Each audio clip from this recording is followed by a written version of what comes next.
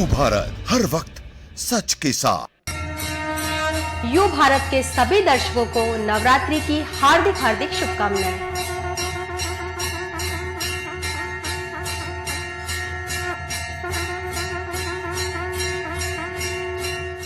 नमस्कार, आप देख रहे हैं यू भारत और मैं हूं आपके साथ मनीषा पाटीदार। रुक करेंगे आज की हेडलाइंस की ओर।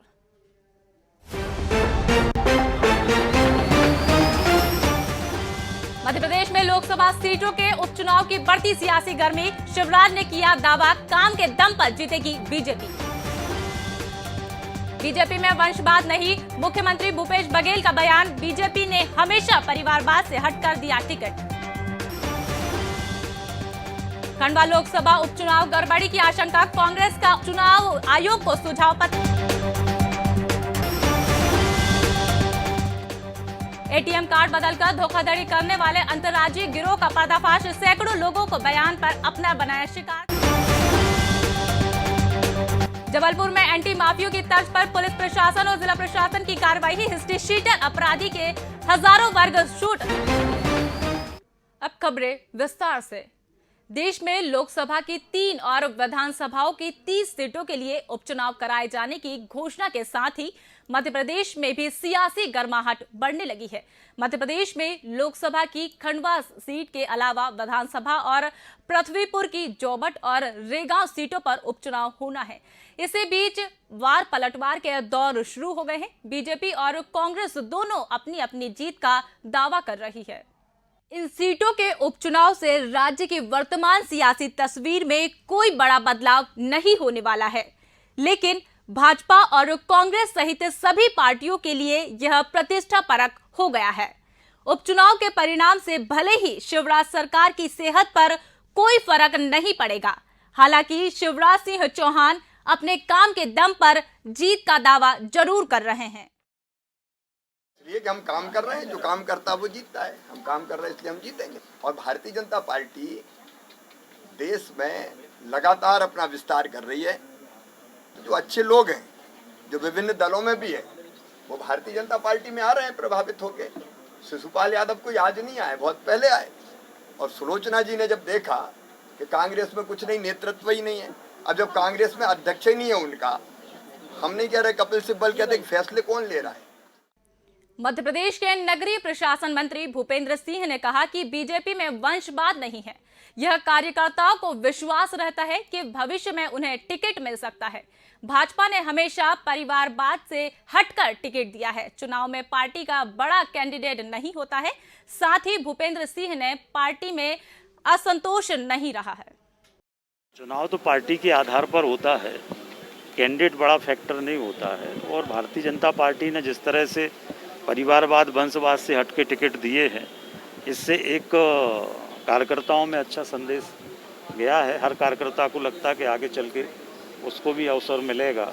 तो जो परिवारवाद वंशवाद के खिलाफ जो भारतीय जनता पार्टी में हमारी माननीय मोदी जी अच्छे मापदंड हों, इस सब को लेकर काम कर रहे हैं। खंडवा लोकसभा उपचुनाव में कांग्रेस के प्रत्याशी ठाकुर राजनारायण सिंह ने आज जिला निर्वाचन अधिकारी और चुनाव आयोग को ईवीएम मशीनों के रेंडमाइजेशन को लेकर एक सुझाव पत्र दिया है। इसमें उन्होंने ईवीएम मशीनों की दूसरे चरण के रेंडमाइजेशन प्रक्रिया की कमीशनिंग के बाद कराने का अनुरोध किया। कांग्रेस प्रत्याशी ने जिला निर्वाचन अधिकारी और चुनाव आयोग को ईवीएम मशीनों के रेंडमाइजेशन को लेकर एक सुझाव पत्र दिया है।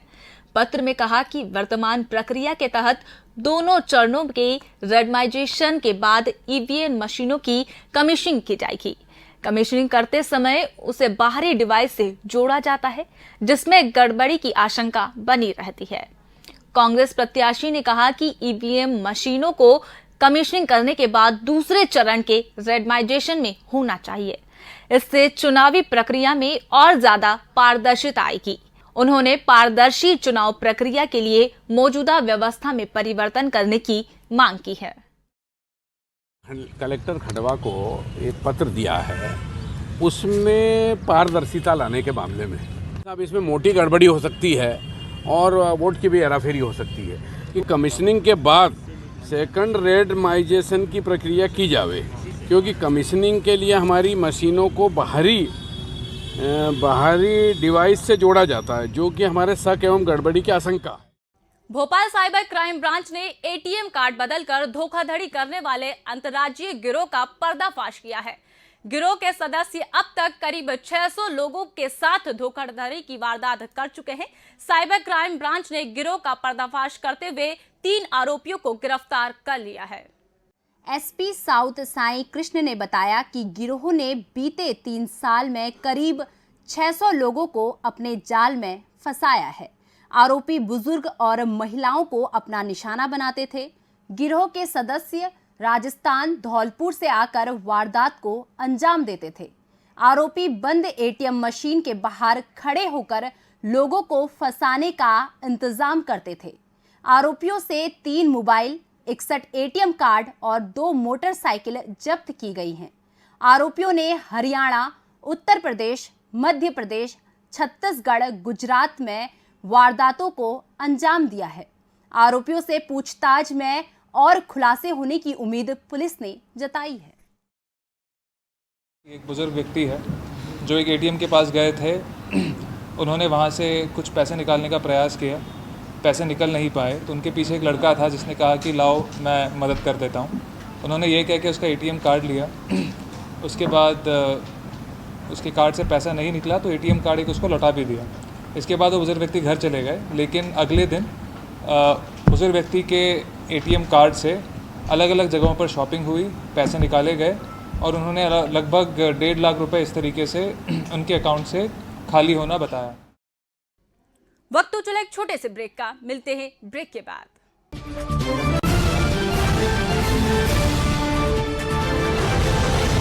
हम हैं यू भारत, हर वक्त सच के साथ। यू भारत के सभी दर्शकों को नवरात्रि की हार्दिक हार्दिक शुभकामनाएं।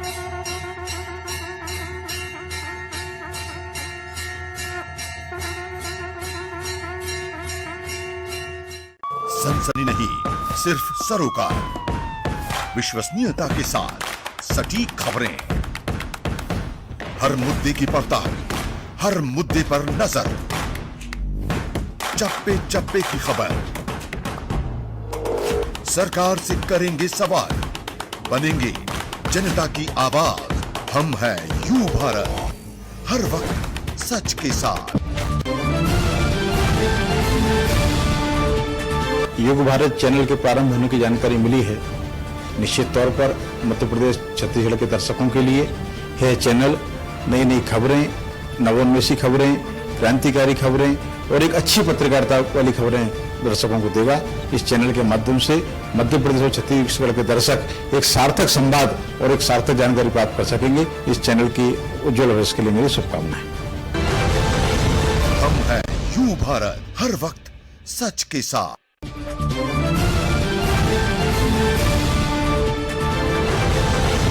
हम हैं यू भारत, हर वक्त सच के साथ। ब्रेक के बाद दोबारा स्वागत है आपका। बढ़ते हैं खबरों की ओर। बुरहानपुर जिले में इच्छा देवी मंदिर, जिसमें की स्वयंभू मूर्ति है, यहां मां इच्छा देवी भक्तों की सभी इच्छाओं को पूर्ण कर देती है। यह जमीन से सटे पर्वत पर स्थित है। यहां दोनों नवरात्र में श्रद्धालुओं की भीड़ लग जाती है और पूरे गांव के कहीं दूसरी माता की स्थापना नहीं करते हैं। बुरहानपुर जिले में बुरहानपुर एकलाबाद मुख्य सड़क पर बुरहानपुर से लगभग 21 किलोमीटर दूरी पर मध्य प्रदेश और महाराष्ट्र सीमा पर एक इच्छा ग्राम स्थित है। कहा जाता है इस ग्राम का नाम इच्छा पर आधारित ग्राम इच्छापुर है।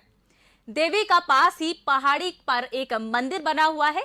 जनश्रुति है कि एक मराठा सूबेदार ने संकल्प किया था, यदि उसे पुत्र की प्राप्ति होती है तो वह देवी के लिए एक मंदिर और कुआं बनवाएगा। जबकि इच्छा पूरी हुई और उसने कुआं और मंदिर बनवाया। बाद में मंदिर तक पहुंचने के लिए सीढ़ियां भुक्कुस्टे परिवार ने बनवाई। देवी की मूर्ति अति प्राचीन है, जिसे चमत्कारी देवी के दर्शन आधारित हेतु महाराष्ट्र और दूर दूर से प्रदेशों से यहाँ लोग आते हैं और आराधना करते हैं। मानते हैं कि इच्छा पूर्ति पर मनोनीतियां चढ़ाने देवी की पूजा अर्चना हेतु आते हैं। हम नवरात्रा में पूरी कोशिश करते हैं कि हम माता के दर्शन करें। इच्छा देवी के नाम से ये जगह बहुत प्रसिद्ध है। कहते हैं यहाँ आकर जब भी हम हमारी कोई भी मनोकामना माता के सामने रखते हैं तो वो हमारी मनोकामना पूरी करती है। इसी कामना के साथ हज़ारों लाखों की तादाद में लोग यहाँ आते हैं और माता के दर्शन करते हैं। खास करके नवरात्रा में यहाँ बहुत भीड़ होती है। शारदीय नवरात्र का 10 दिन तक मेला चलता है और चैत्र नवरात्रि का 3 दिन तक मेला चलता है। जो लोग यहाँ पे मन्नतें मान के जाते हैं उनका निमसाड़ी मतलब नीम की पत्ती डाल के यहाँ पे मन्नत मतलब चैत्र मेले में पूरे करने आते हैं। और नवरात्रि मेले में यहाँ पे लाखों की संख्या में भीड़ आती है।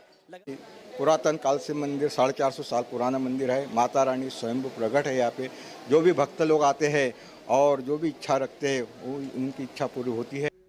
जबलपुर में एंटी माफिया की तर्ज पर पुलिस प्रशासन और जिला प्रशासन की कार्रवाई जारी है। हिस्ट्री शीटर अपराधियों से हजारों वर्ग फुट शासकीय भूमि भूमाफियों से कराई गई मुक्त।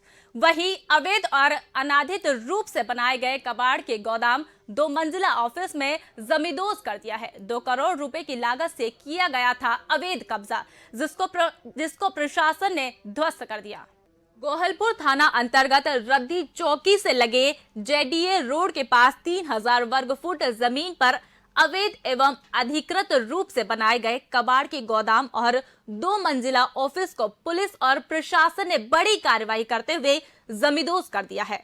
हजारों वर्ग फुट शासकीय भूमि पर अपराधियों ने अपना कब्जा कर रखा था।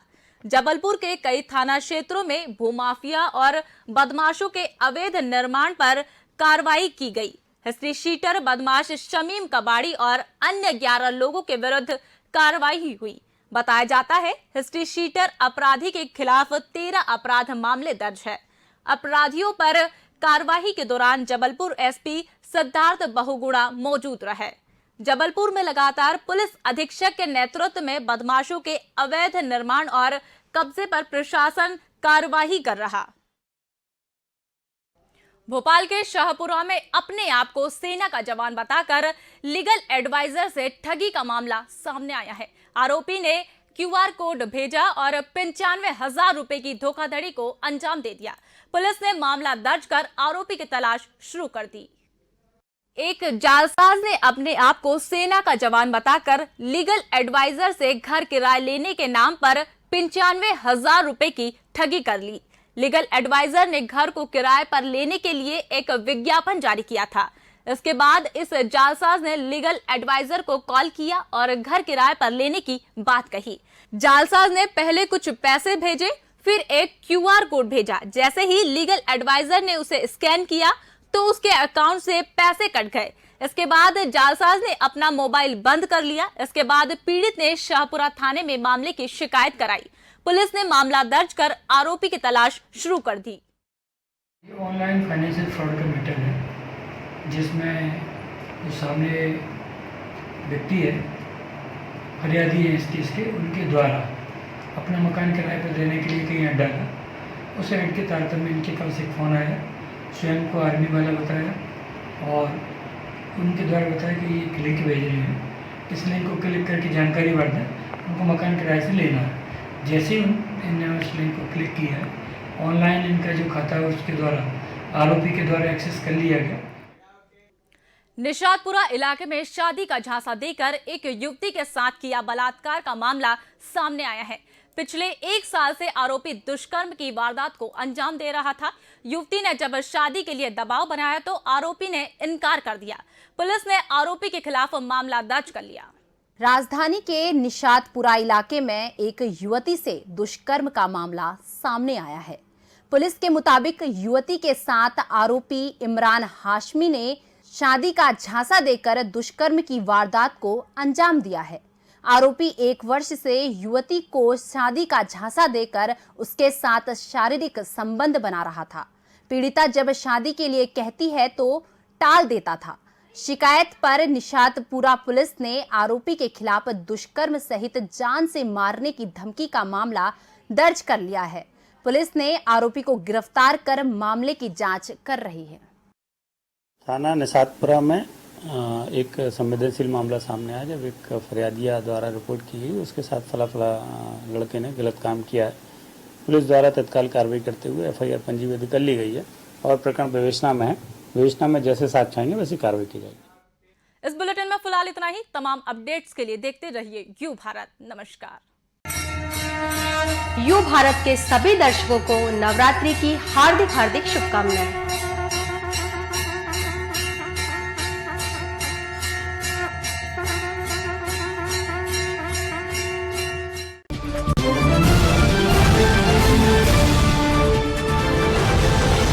हम हैं यू भारत, हर वक्त सच के साथ।